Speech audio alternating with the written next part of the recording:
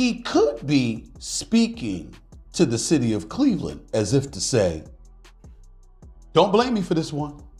That is the man that gave Deshaun Watson guaranteed $230 million, which right now is going down as arguably the worst trade in NFL history.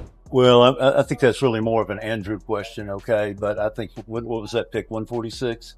We thought he was good value at 146. I think we had the right people involved in the conversation. At the end of the day, that's Andrew Berry's call. Andrew made the call to pick Shedeur, just like who's going to start or what play we're going to call. Stephen A. Smith did not hold back today. He absolutely lit into Cleveland Browns owner Jimmy Haslam, going all in on him for his recent remarks about Shedeur Sanders. Stephen straight up called Haslam a coward, ripping him for what he described as a pathetic, transparent attempt to deflect blame. According to Stephen, this wasn't about owning mistakes. It was a weak, desperate move to cover his own failures, particularly when it comes to not drafting Shedeur. But Stephen didn't stop there. Oh no. What he said next shook the entire sports world. He dropped a bombshell. Stephen A. claimed Jimmy Haslam was one of the main forces behind Shedeur Sanders sliding all the way to the 5th round. And he didn't say it was by accident. According to Stephen, it was intentional. This wasn't just about football. It was personal. It was calculated. Haslam, in Stephen's words, wanted to send a message to Deion Sanders. And how did he do it? By hurting his son. By sabotaging Shedeur's draft stock, they tried to wound the father by targeting the son.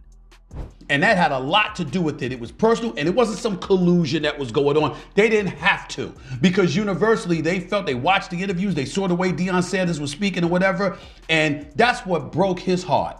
I'm telling you what I know. It broke his heart because he knew there's no way that his son was going to fall to a 5th round. Stephen A. Smith didn't hold back for a second as he tore into the situation surrounding Shedeur Sanders. He exposed what he called a calculated smear campaign, a deliberate effort to shape a false narrative about Shedeur. According to Stephen, the media worked overtime to distort the public perception, twisting his interviews, nitpicking his performances, questioning his character, all of it designed to drag him down the draft board.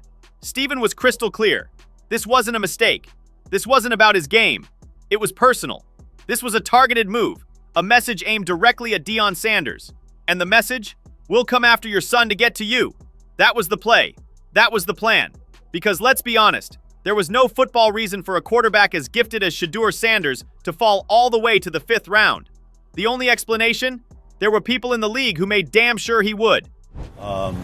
If you'd have told me, let's see, we picked him on Saturday, right? Friday night driving home, y'all are going to pick Shedeur, I would say that's not happening. But we had a conversation early that morning, and then we had a conversation later that day. I think we had the right people involved in the conversation. At the end of the day, that's Andrew Berry's call. Andrew made the call to pick Shedeur. And Stephen A. Smith wasn't letting Jimmy Haslam off the hook. Not for a second. After Haslam casually claimed he didn't even think about signing Shedeur Sanders, while driving back, Stephen zeroed in on that statement and called it what it really was. Not random, not offhand, but part of a much bigger plan. Stephen made it crystal clear. This wasn't just about passing on a player. This was about making sure Shedeur never got the opportunity he earned. According to Stephen, this wasn't just front office politics. It wasn't just bad scouting. This was intentional. Haslam and a select few others, Stephen said, weren't just playing the draft game. They were manipulating it, actively working behind the scenes to keep Shedeur off the radar, to make sure he didn't get signed. This wasn't neglect, it was sabotage. You understand what's going on here. That's why Haslam was in his car on a Friday talking about, I can't see it happening, because they weren't going to let it happen. Louis Riddick came in hot. He wasn't having any of it either. He dissected Haslam's comments and tore them apart piece by piece. Riddick made it abundantly clear. Shedeur Sanders was not being given a fair shake, and he wasn't about to let this bogus narrative fly under the radar. He outright rejected the idea that Shedeur was getting an equal opportunity, calling it exactly what it was, a blatant misrepresentation of reality, a cover story, a spin job. And then Riddick hit the room with something that made everybody pause. He pointed out something huge, something everyone completely missed. Shedeur Sanders didn't even allow his own father, Deion, to come watch him at training camp. Why? Because of how poorly he was being treated. 4 reps a day. 4. And Riddick looked straight into the camera and asked the question that stopped everyone in their tracks. Is that fair? 1, he has to have opportunity. He get to do that. opportunity. Well, He get opportunity. His own father said he didn't want him to come to training camp because he doesn't get any reps. Okay? His own father said he doesn't want me to come to training camp because he said, Dad, I'm getting maybe 3 or 4 reps of practice. Louis Riddick wasn't done yet. He went all in against Mad Dog's claim, pointing out that while Shedeur Sanders might get the chance to play in the preseason, the real issue was the lack of reps he was getting with the team. Riddick emphasized that this wasn't just about game time. It was about development. He made it clear that, despite those brief opportunities to step onto the field, Shedeur would have to be extraordinary in those limited moments because he simply wasn't being given the time or resources needed to build real chemistry with the offense. And Louis Riddick wasn't pulling any punches. He kept it real, reminding everyone of a hard truth in the NFL. When you're drafted as low as Shedeur Sanders was, you don't get chances handed to you. You only make it if someone in the building is willing to fight for you. Someone standing on the table saying, "This kid belongs here." But that's exactly what had Riddick's frustration boiling over. Because right now, nobody even knows who in the organization pushed for Shedeur in the first place. Who stuck their neck out? Who believed in him enough to bring his name up in that war room or front office? That kind of uncertainty? That lack of backing? In Riddick's eyes, it put Shedeur at an even greater disadvantage. Because in this league, if no one's advocating for you, you get left behind. To practice the things he's going to do in the preseason game. And here's the other thing, number 2. You have to have people who advocate for you when you are a lower round draft pick. We don't know who's advocating for him within the organization because we don't know who stood up for him and who really wanted to draft him. So I can tell you this right now. Then Riddick dropped a harsh truth, one that cut through all the noise. He said it plainly.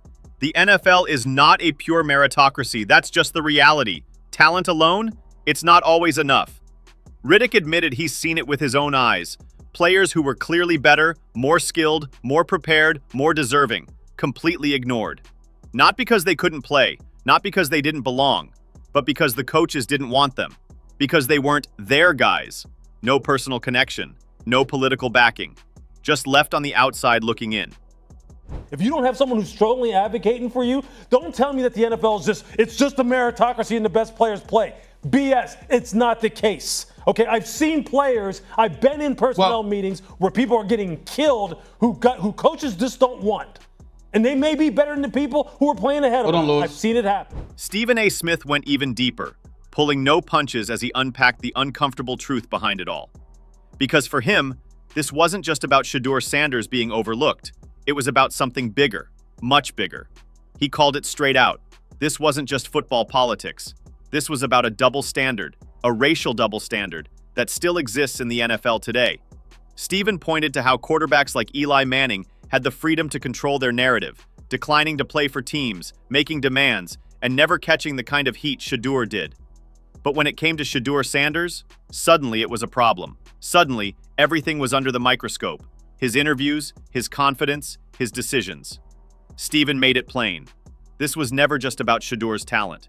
This was about how black quarterbacks, especially those with a strong voice and a strong father like Deion Sanders, get treated differently.